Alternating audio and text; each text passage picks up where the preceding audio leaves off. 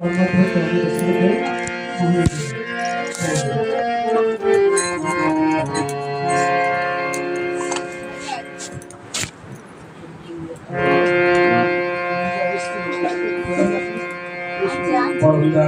ঠাকুরের রচনা সঙ্গীত পরিবেশন করার চেষ্টা করছি। এসো পতিত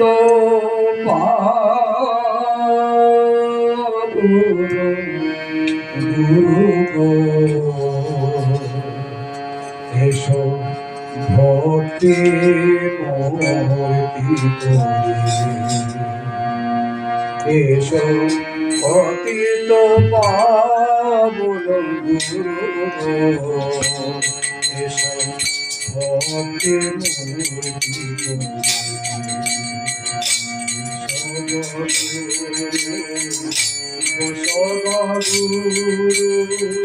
ঠাকুরের পদে পতিত পাবন গুরু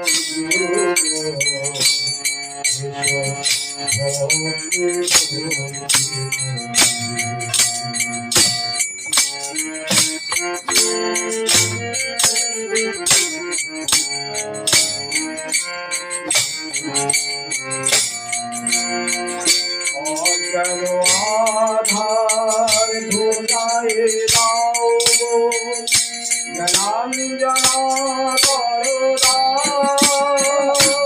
তোমার প্রেম ফুলকে হৃদয়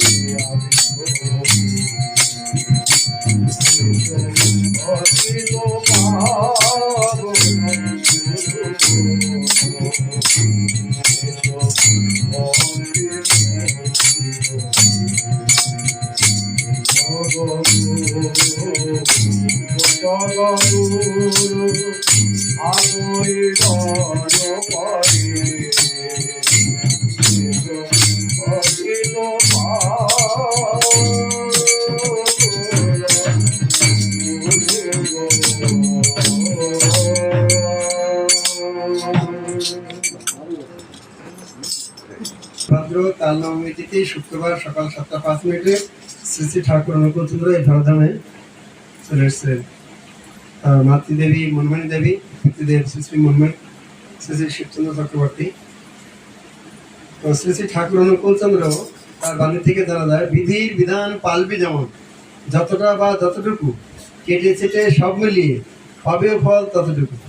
মনে করুন আমার পড়াশোনা করি, তো আমার পরীক্ষায় এসছে 10টা প্রশ্ন, তাতে 7টা প্রশ্নের উত্তর দিতে পারলাম আর 3টে পড়লাম না, সে 3টে নাম্বার আমি পাবো না।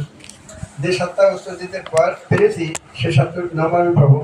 ঠিক তেমনি আমার ব্যক্তিগত জীবন থেকে শুরু করে বলছি, প্রত্যেকের জীবনে যেসব ভালো মন্দ কাজগুলো হয়, মন্দের কাজের মন্দ ফল, ভালো কাজের ভালো ফল।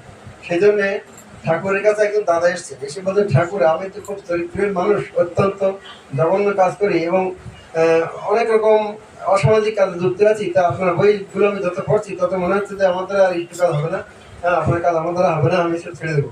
ঠাকুর মুসকি আসিতে বললে, শোন গঙ্গার জলে কি থাকে? ঠাকুর গঙ্গার জলে তো নোংরা, মানুষ মরা, সব কুটু সব যখন ওরা গঙ্গাধরই থাকে, মানে গঙ্গাধরকে পবিত্র বলে কেন? তখন আর বলতে পারছে না। ঠাকুর বললেন যে ওটা মহাসমুদ্রে গিয়ে মিশে যায়। এমনি তুই যে সৎসঙ্গে ঝাঁপিয়ে পড়েছিস, আমার দিকে টানা যাবে, স্রোতে তোকে বেরিয়ে সমস্ত কিছু মুক্তি করে দেবে। সেজন্য আমরা তা কিছু করি, ভালো কাজ মন্দ কাজ, আমরা অনেকে ভাবি ওরা মধ্যে খুব ভালো, অ্যাকচুয়ালি তা না। ভালো করে জেনে রাখবেন, ঠাকুর অনুকূল যারা দীক্ষান্ত করবে এক একটা বদমাইশ বেশিরভাগ। আর এই বদমাইশটাকে তিনি দয়া করে তিনি করে টেনে নিচ্ছেন এই জন্যে, তাহলে আমার সমাজটাকে ক্ষতি করে দেবো। তাই আমাদের আচার্যদেব, এখন যিনি আচার্যদেব আছেন তার পিতৃদেব শ্রী শ্রী অশোক দাদা, তিনি একবার বললেন যে 5 লক্ষ দীক্ষার কথা বললেন, সেবার দীক্ষা হলো 12 লক্ষ ছাপিয়ে গেল। তাদের মধ্যে যারা ফার্স্ট থেকে থার্ড ছিলেন, এই 3 জনের দ্বারা আলোচনা করেছিলেন রীতি সম্মানী। এখন তো আমরা সব জায়গায় সবাই দেখতে পান রীতি সম্মানের আলোচনা গুলো, তখন ওরকম শুনো না, শুধুমাত্র এই রীতি সম্মানের যে ঘরে, ওই ঘরে আমরা ছাড়া আর কেউ বুঝতে পারতেন না কি আলোচনা। এটা পরে গিয়ে আমরা বলতাম বা আলোচনা পত্রিকা বেরোতো, কিন্তু ওইভাবে এখন যেমন দেখা যায় সব জায়গায় স্ক্রিন লাগিয়ে দিয়েছে, দেখা যাচ্ছে, শোনা যাচ্ছে, তো ওরকম আগে ছিল না।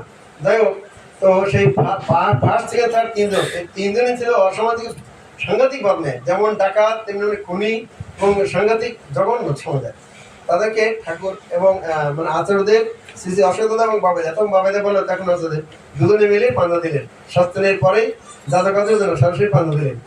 দেওয়ার পরে উনি নেবেন না, আমি কালপরি ধুতি আর সন্তান পবিত্র, আমি ওটা করবো না।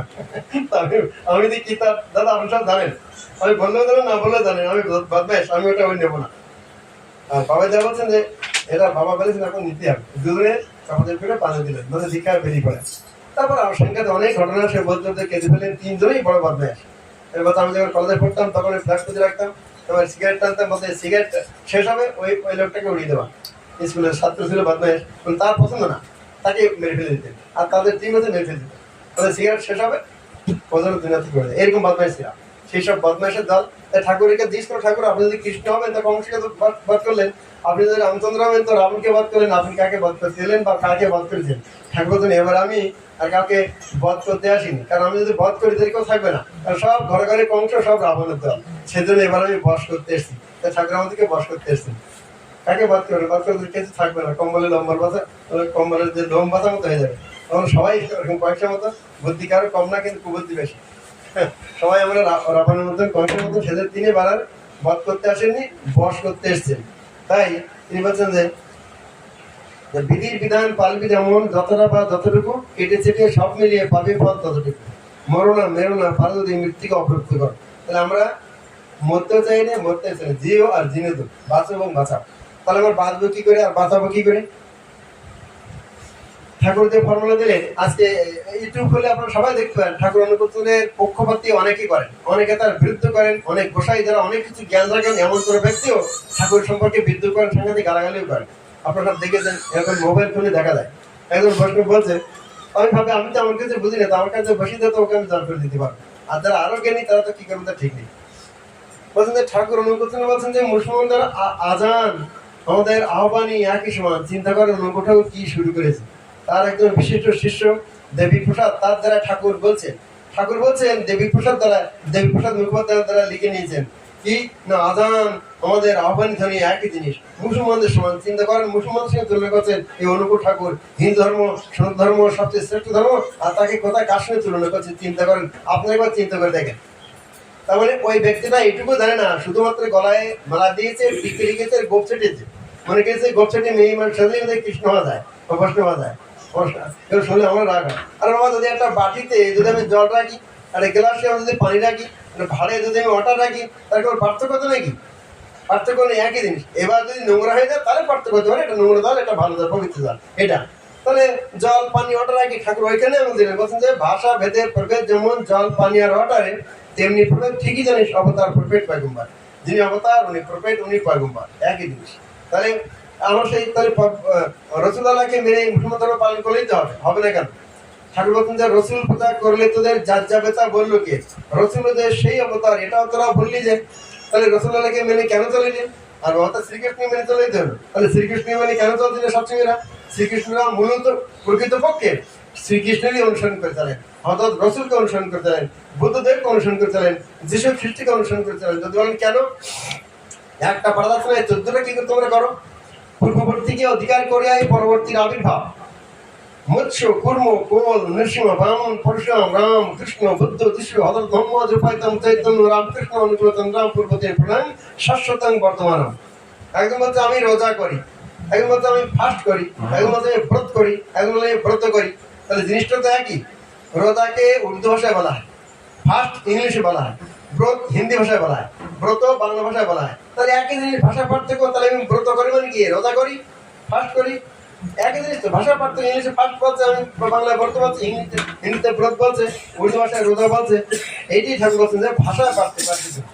বেনামাজি কাফের, মুসলমান বলে বেনামাজি কাফের বলে শয়তান বদমাশ অসামাজিক ব্যক্তি, তার কাফের বলা হয়। তাহলে নামাজটাকে ইংলিশে কি বলে? প্রেয়ার বলো তো, প্রেয়ার বলো তো, প্রেয়ার। তাহলে আমরা প্রেয়ার, আমরা উপাসনা করি, প্রার্থনা করি। তাহলে পার্থক্য ভাষায় পার্থক্য, এই হচ্ছে ব্যাপার। আমি এরকম করি নামাজ পড়ি, আর এরকম ভাবেই পড়ি। যারা হাত নেই সে এরকম করতে পারে, এরকম করতে পারে, তো তার কি উপাসনা কি ঈশ্বর মঞ্জুর করেন না? ওরা তো বাইরের ভঙ্গিমা। যদি আমি কাউকে মারি তখন তো বলবো না তোমাকে মারবো, কিন্তু তো মারাটা ভঙ্গিমা হবে, চড় দেবো কি, কিল মারবো কি, নাকি? তো ওটা বাইরের ভঙ্গিমা।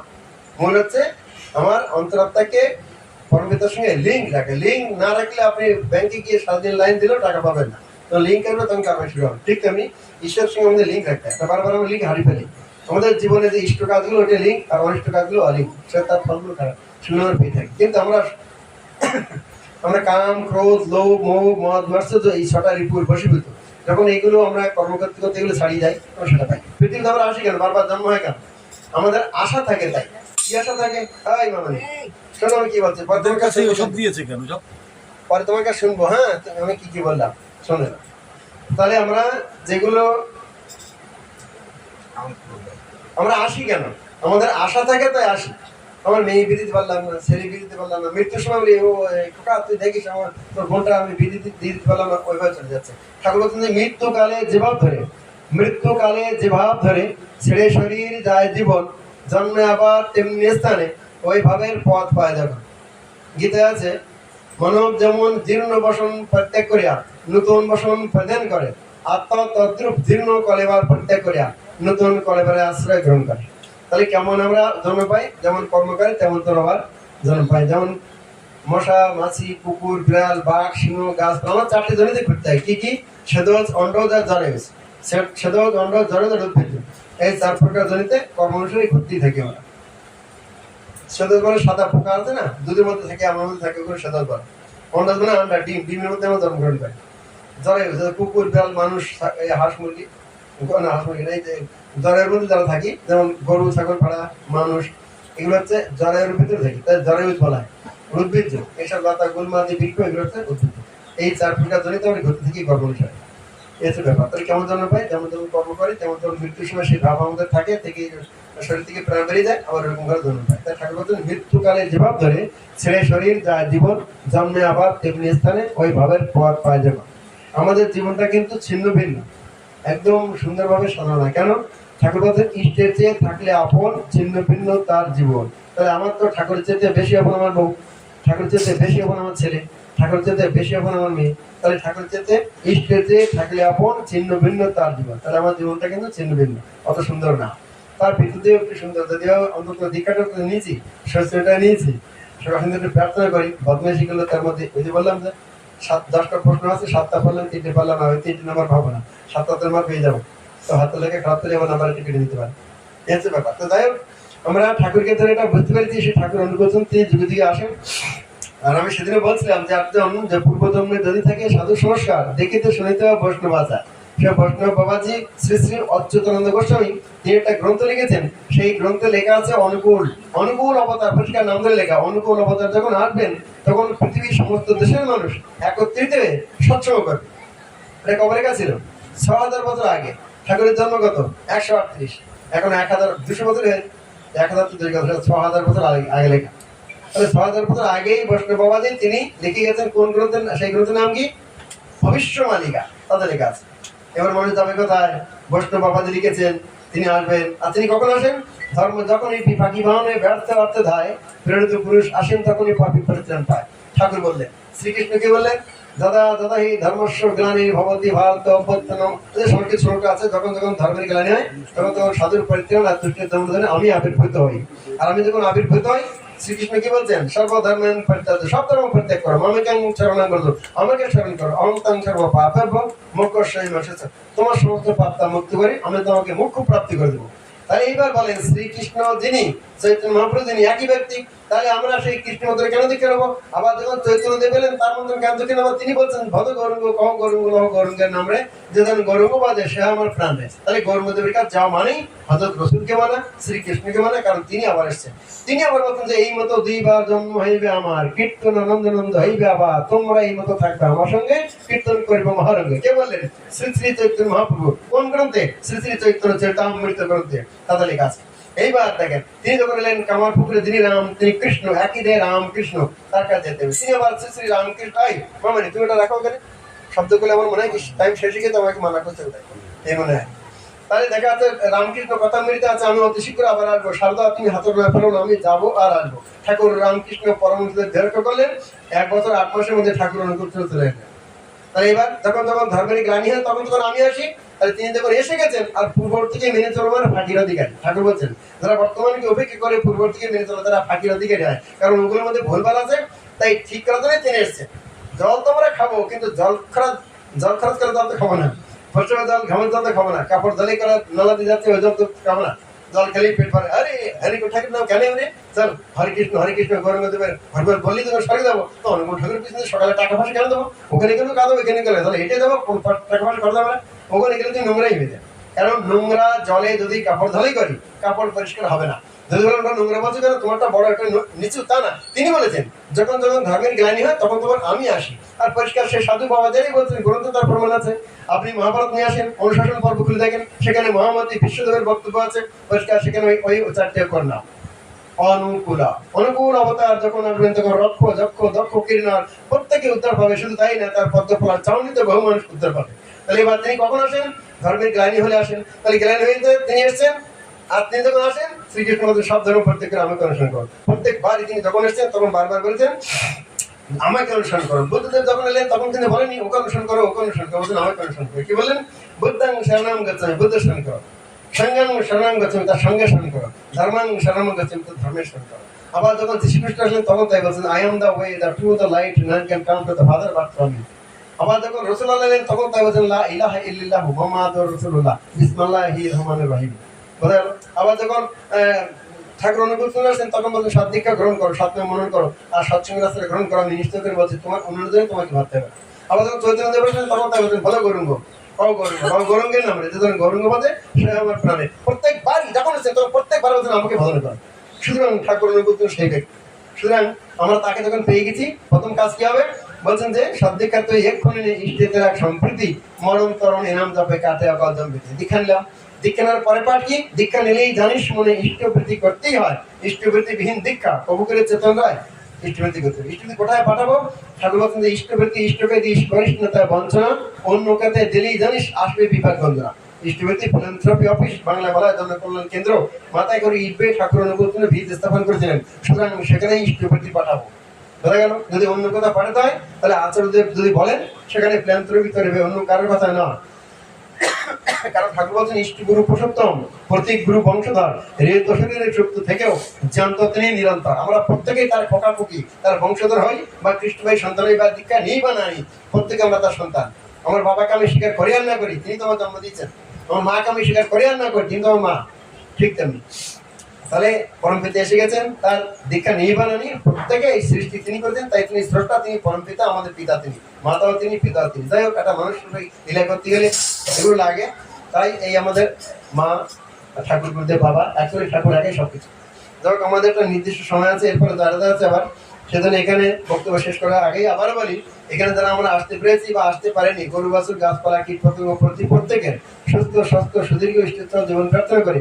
আমার বক্তব্য এখানে টানছি। বন্দে পুরুষোত্তম। জয় গুরু।